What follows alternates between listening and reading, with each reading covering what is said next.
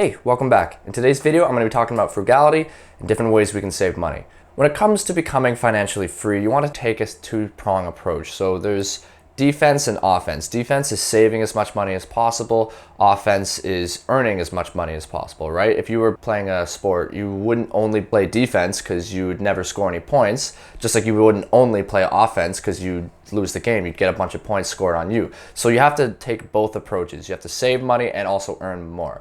In this video, I'm going to be talking about ways specifically that we can save more money. When it comes to saving money, you want to try to focus on what are the absolute biggest expenses that I have that I can just chip away at and make them much smaller versus trying to find those little tiny ones that crop up throughout our day-to-day lives. You don't necessarily need to do that, although that is also important, but you'll have a much bigger impact focusing on the big ones first and then maybe slowly working on those smaller ones. So for most people, the typical American budget, the majority of the expenses are housing, transportation, and food.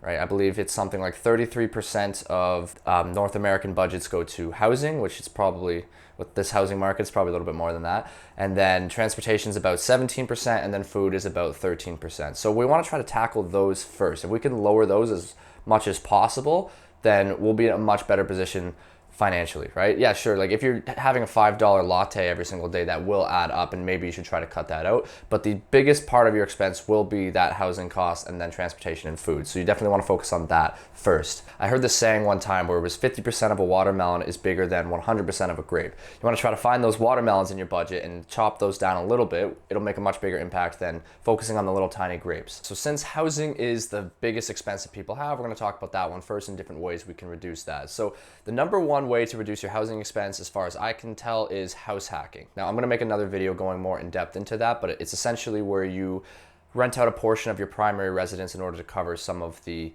expenses of living there. So that might be if you have a spare bedroom, renting it out, or renting it on an Airbnb, or just living with a roommate, or if your basement is free, maybe you renovate it a little bit and rent that out for a little bit of extra income. There's a bunch of different ways you can go about it. I'll go more in depth into that later. So you can also find a place to rent that is cheap. Obviously, you don't want to just go and get the most expensive apartment you could possibly find, especially when your goal is to save as much money in the short term so that you can then invest more and then grow it long term. Maybe try to scale back a little bit. Maybe you don't need as much space. Maybe you cut down on the amount of things that you have and then you don't need as much space. So you can move into a smaller apartment and maybe that's good enough for you. Another thing as well, like if it's all the same to you, maybe try moving to a different city where housing prices or rental prices are a little bit lower, or maybe even moving to a different country, especially if you can work remotely. I think that's one thing that the pandemic was good for, that it taught a lot of people that their jobs actually can be done remotely. You don't have to go and be in a physical location in order to work properly. Like say if you're a writer or like a software engineer, or depends what your job is. But if you can do it remotely, maybe you can try moving to a different country where the cost of living relative to your country is quite a bit lower. So if you find a country where say like $5 of your dollars is actually worth $10 over there in terms of its buying power, then you'll be able to maintain the same standard of living with a much lower monthly cost. So if you think that's a viable option, you can check out, there's a site, it's Numbeo, Numbeo. I'm not sure if I'm pronouncing that right, but it'll essentially let you look at the cost of living of certain areas in different countries. You can compare it to your own city and how much things cost relative to your own currency. So it's a pretty good site. I recommend checking that out. Another thing I want to mention is that renting isn't always necessarily worse than buying. It seems that there's this mindset that like you always, if you have the option, you always buy, don't rent. And I don't think that's necessarily true. There might be some markets where that's more true than others, and it kind of depends like on how much housing costs are in your certain area versus how much it costs to rent a place, and it also depends on like what your goal is. If you just need some place to stay for the short term and you're not really sure what you're going to be doing like a year from now, you might be better off just renting a place, because then that gives you the flexibility, versus if you have a house that you now have to sell in the event that you want to move to a different city or do something else, then you have to now worry about that. And if the market has gone down a little bit in that time, then you might be selling it at a loss, or you have to hold on to it, and it's just a big headache. So renting might be the better option, especially if you're young and you're not really sure what you're doing. And also it just requires less upfront capital. So that's something to consider. Another thing as well with regards to renting versus buying, there's a lot of expenses that go into owning a home. There's property tax, there's insurance, there's maintenance, which There's also utilities, which some of these things you might have to deal with renting as well. But a lot of the times the landlord takes care of most of the maintenance stuff, and they're the one paying the taxes and all that stuff. And you really, for the most part, have to worry about rent, maybe utilities on top of that, maybe like internet and something like that. So it's the expenses aren't as high month to month. Another reason I think people are on the buy versus rent bandwagon is that they think that a lot of the money that you're paying in rent could be going towards equity in a house, which is fair. But also there's something important to remember is that when you're paying a loan down due to something called amortization, most of the money that you're paying is going to interest and very little is actually going to principal. So say after the first year of owning a house, most of that money has gone to interest, not necessarily paying down the initial amount that you loaned. A little bit will, but most of it does initially go to interest, and then as the loan progresses, then more of it goes to principal, less goes to interest. While I think buying will be better in the long term, if your goal is to minimize your short-term expenses right now, then renting might be the better option for you. I don't want to make a blanket statement saying renting is always better than buying or vice versa. You got to kind of consider it and run the numbers for yourself and think, okay, what will it cost me per month to buy a place versus rent a place. So that's something to consider. Now, if you do something like house hacking, you'll be able to essentially combine those two. So I'll put out another video going more in depth into that, why I think that's a really good option. Another thing that some people do is like they'll take a job that provides free housing. So if that's 33% of your budget, you can just eliminate entirely. That might be a good option. You might have to run the numbers on that, like how much are you making with that job versus keeping your current job, but also having a housing expense. So it's just something to be aware of, that it is a possible option. And then you can also look into downsizing potentially. Maybe your place is a little too big, or maybe you had kids that went off to university or they'd moved out and you don't necessarily need all those extra bedrooms anymore. Maybe you can just sell your house and then buy one that's a little bit smaller and will cost you less money. And then you'll be able to save and invest the difference there. And then my next point here is one that will also feed into my next one of transportation, is see if you can try to live a little bit closer to work, right? This will allow you to cut down on commute times, and then that will also allow you to save money on gas, which gas prices are insane right now, as you probably know. And then you might even be able to cut out your car expense entirely, which is my next point.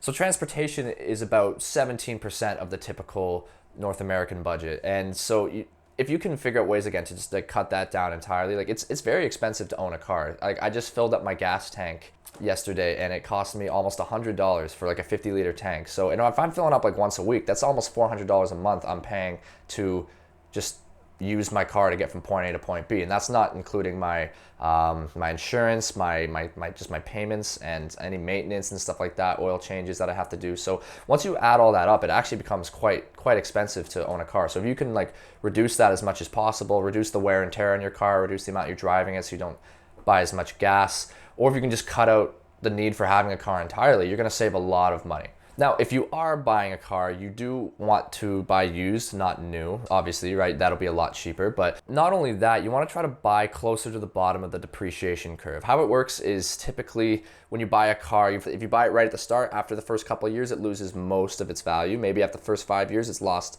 50% of its value. But then in the next 5 years, maybe it only loses 25% of its value, if that makes sense. So you want to buy closer to the bottom of that depreciation curve. Maybe I think the sweet spot is a car that's at least 5 years old.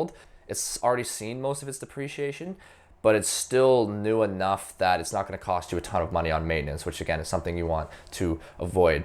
All right, and the next thing I want to mention here is to try shopping around for insurance. This is a mistake I made when I got my car. I didn't really do that. I just kind of took the first quote I was offered, and it was quite expensive. So definitely don't do that. It's worth like spending a couple hours just trying to shop around. If it can lower your payment by like $20, $30 a month, that's going to really add up. So definitely look into that. That could be very helpful. Something else that you might want to consider is looking into collision versus liability insurance, right? I'm pretty sure we legally need liability insurance to just drive on the road in case you hit somebody, so you have to have that. But if you're buying a car that's dirt cheap, that is maybe only cost you like $1,000 or $2,000, maybe you don't necessarily need collision insurance. You might be better off just not doing that, because if you crash the car, you total it, you're probably not going to want to make a claim on that anyways. It's probably not worth it because it didn't cost very much at all. So if you just go with liability insurance, it'll really lower the amount of insurance you have per month. Now, obviously, if your car is super expensive, you're going to want to have insurance on that, but Yeah. So I already briefly touched on maintenance, but maintenance is a huge aspect of owning a car, and it can really add up. If you could figure out a way to maybe do a little bit of that stuff yourself, maybe changing your own oil or changing your own tires, like say going from winter tires to summer tires, right? That can save you a lot of money, and it doesn't really take that much time. Like by the time you drove to the mechanic, had them do it, and then drive home, and then you could have just done it yourself in your driveway, and it would have saved you the money there. So it might be worth learning a little bit of that stuff yourself, just so you can actually understand that. Maybe it's a quick fix. You can watch a couple YouTube videos and you can just fix it yourself. It might save you a ton of money in the long run. All right, and the last thing to talk about is food, which takes up roughly 13% of the typical budget. So you've probably heard the saying like, oh, just avoid the avocado toast and stuff like that. You don't necessarily have to do that, especially if that's something that you enjoy. I think the biggest thing that you should be avoiding when it comes to food is ordering delivery, stuff like Uber Eats and those other apps like that. I think you just shouldn't even have those on your phone. Like that can really almost double the amount of money that you're spending for food for the same thing. Essentially, you could just go to the store, get it yourself, and then save the money with that. Or you could just make food at home, which will be like cheaper and way healthier as well. I don't see the value there in doing that. Just like maybe it saves you a couple minutes, like, but you're really almost doubling the amount of money that you're spending on food. It's not really worth it to me personally. I think it's important to have your fridge stocked most of the time with relatively healthy food that's simple to make, so that when you come home late from work and you're kind of tired and you don't really feel like doing anything and you have to eat at some point, right? It's really easy to just pull out your phone and just have food come to you just like that. Like it makes it super easy, but it's gonna really increase your expenses. And then one more thing that's also important is to take stock of how much food you actually waste. So maybe for the next month or two, just go through your fridge or just keep in mind like how much food you end up throwing out. Like say if you have week-old chicken in there that you end up just tossing because nobody ate it and it was just leftovers, and you just want to like try to keep in mind. I think it's something like 30% of the world's food just goes to waste, that seems like a huge number. That's incredibly wasteful. So think of the money you could save if you weren't throwing out 30% of the food you were buying, right? That this doesn't make sense. You just buy it, put it in the fridge, and then throw it out like a month later. It doesn't really make sense to do that. So just try to like keep that in mind, that making sure that everything that you're buying you're actually using. And if not, then maybe you buy a little bit less. All right, so those are the 3 things that cost us the most money. If we can chip away at those as much as possible, we can really save a lot more in the long run. And then maybe once we have a handle on those, then we can move into the other expenses like entertainment and clothing and stuff like that. But we definitely want to tackle those 3 biggest ones first, and then work our way down. And that won't really decrease the quality of our life very much. If you really enjoy going out to the movies and getting Starbucks every morning, like that's fine. Like you don't, if starting to cut those things out will start to really negatively impact the quality of your life, it's not necessarily worth it. So while you can maybe try to cut those out if it doesn't really make that big of a difference to you, but if that's where you find a good source of satisfaction or happiness, then it's not necessarily the best idea to just start cutting that out, because it's not even going to make the biggest impact at all, and your quality of life is really decreasing. So focus on the biggest things. Think about ways you can decrease that without really impacting the quality of your life, versus the small things that might have a larger impact on your life without having a large impact on your budget. All right, so I hope you found some value in this video. I can go a little bit more in depth into each of these in different videos. Just kind of wanted to give a broad overview of what makes up the largest expenses that people have and how a couple different ways we can reduce those, all right? I'll make that house hacking video. That'll probably be my next one. So if you are interested, maybe stay tuned for that. All right, and if you like this video, I'd really appreciate it if you could subscribe, maybe drop a like, and yeah, I'll see you in the next one.